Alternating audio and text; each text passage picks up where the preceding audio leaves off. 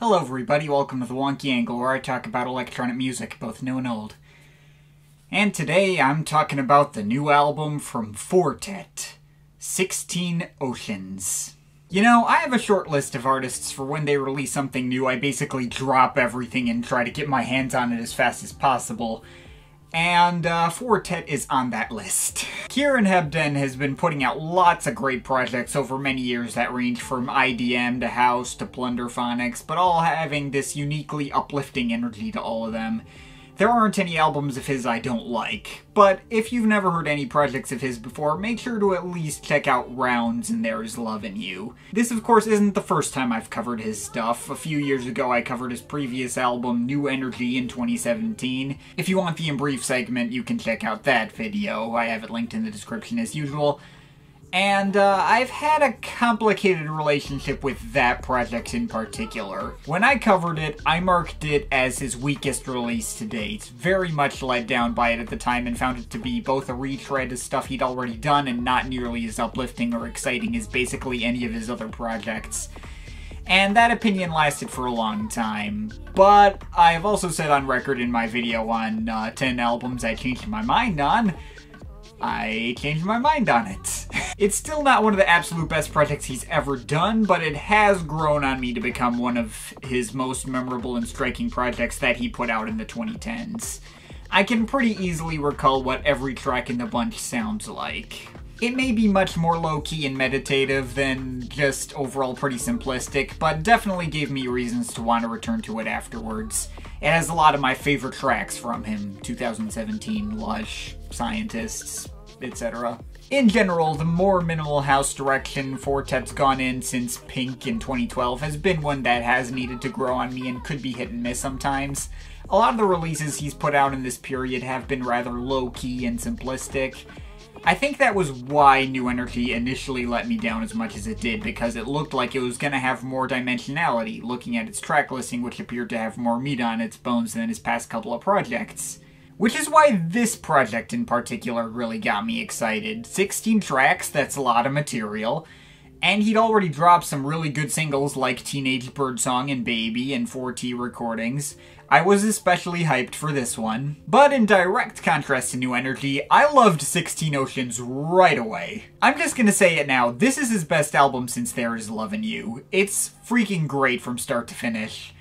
I don't think it's better than There Is Love in You, mainly on the merits that that project was more creative and pushed Hebden into then new uncharted territory. This one does sound similar to several other projects he's already done, including that one, and it's not exactly going to be shocking to any longtime fans. But it's still his meatiest and most interesting project to come out in a long time, and his most immediate in a long time too. When New Energy first came out, 16 Oceans is what I wanted out of it, and thought I was gonna get, even if they now have very separate appeals. I'm very happy with this one. I got an early year-end list contender here. So, individual tracks, got 16 of them. May as well go into each one, got plenty to say. So, a good album has to start with a good tone setter, and we get that with School, a bright and uplifting little house tune with sparkling melodies and energetic beats. Got me invested right off the bat, never feels too repetitive or one-dimensional either, doesn't drag on too long or get cut off too short before it got the chance to develop. Promising start. And then he just delivers great tune after great tune from there, like several in a row. Baby is made of chopped up snippets of a vocal performance from Ellie Goulding, still has that same warm and uplifting energy, and the way he cuts up these samples is really catchy and memorable. The track also ebbs and flows and makes sure to have some progression despite being based around those fairly repetitive snippets, never gets old or wears out its welcome either. Harpsichord was a track I initially didn't really care for, but definitely grew on me with repeat listens. It's kinda like a more ambient-centric interlude, I guess, that bases itself around a cycle of synth pads that reminds me of the Windows XP installer music. But like the title implies, it has all these harpsichord melodies on top with other synth licks coming in to make sure the track still has some pulse and texture. It's a pretty good track, and it's a good sign that this is one of the lowest points on the album. Then we got Teenage Birdsong, which he released as a single way back last year, but I remember loving immediately and seeing it as a return to his style from the Rounds era. based around like repetitive flute samples and progressions of buzzing synth pads underneath, but also containing other melodic elements and some harpsichord breakdowns and a harp outro, because why not? I'm really glad this track ended up on a main album like this. It's definitely good to have here. Romantics, meanwhile, contains lots of beautiful, glassy bell and chime melodies going up against harps in the background, has a blend to it that reminds me of old tracks of his like This Unfolds, but has the kind of progression and evolution that reminds me of a track like Scientists. There's choral pads that come in at various intervals, time for other melodic elements to take focus. There's airy pitched up vocals that whisper in the background. It all sounds amazing. Love Salad, meanwhile, is the one track on here that kinda meanders on a long time at 7.5 minutes, much like tracks on New Energy like SW99SL. And it's not as instrumentally textured as other tracks on this album either, but it's still a definite standout and doesn't wear out its welcome either. It has a little bit of a trance-ish feel to its synth choices and the way it builds up and retains an unstoppable energy, though the beat underneath might also be more John Hopkins-y.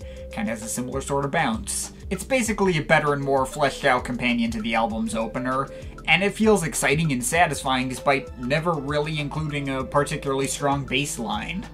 Well, maybe a little bit like 6 minutes in, but whatever. That track sure is something. But the energy is kept up from there as we move into Insect Near Piha Beach. Has easily the most thumping and hard-hitting beat in the bunch, but also has some warm and sunny and subtle electric piano playing and synth pads on top, and some awesome harp playing that speeds up and slows down and goes up and down the scale. I love it all. Basically, we are halfway through the album now and we haven't had a single miss yet. After this point, we start to much more frequently run into interlude tracks, which might be worrying since the interludes were probably the worst element of New Energy in retrospect. They didn't add much and felt like they kind of tanked the pacing. Well, not so much the interludes themselves, but more the long silences in between them on that album. While musically the interludes here aren't much more elaborate than those, removing those long silences altogether, or at least shortening them significantly, means they don't weigh down the flow of the album even close to as much. They feel more like quick little interesting detours more than anything. Like, there's not much to say about the plunky and off-kilter maybe sound test of Hi Hello, the bird tweeting and low-key pianos of ISTM, the relatively forgettable ambient pads, white noise, and sparse percussion taps of 1993 Band Practice, or the fittingly bubbly and drippy field recordings and subtle ambience on Bubbles at Overlook 25th March 2019. But none of them feel like the kind of stuff I'd want removed from the album, and are cool little low-key moments to add more flavor to the project.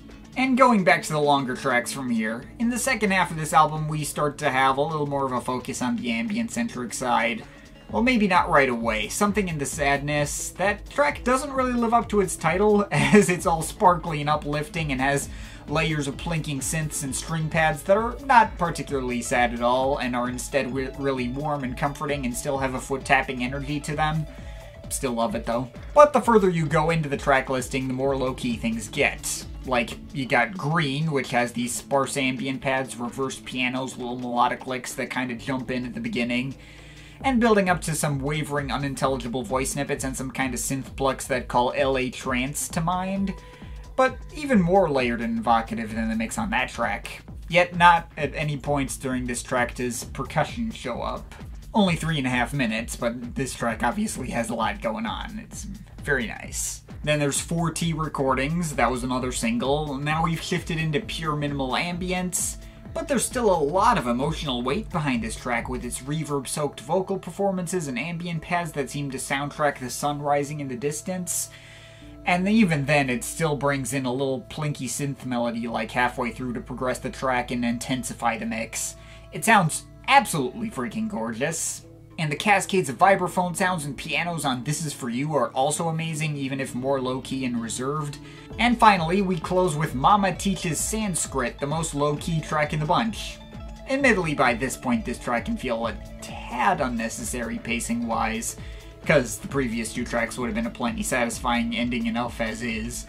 But I still wouldn't have this one removed either. It's still a really nice and heartwarming way to go out. Not much more than minimal pads and plunks, and later a recording of what I presume to be Hebden's mother teaching him Sanskrit when he was a kid. Nice to end with a little tearjerker, I suppose. And yeah, that's 16 Oceans.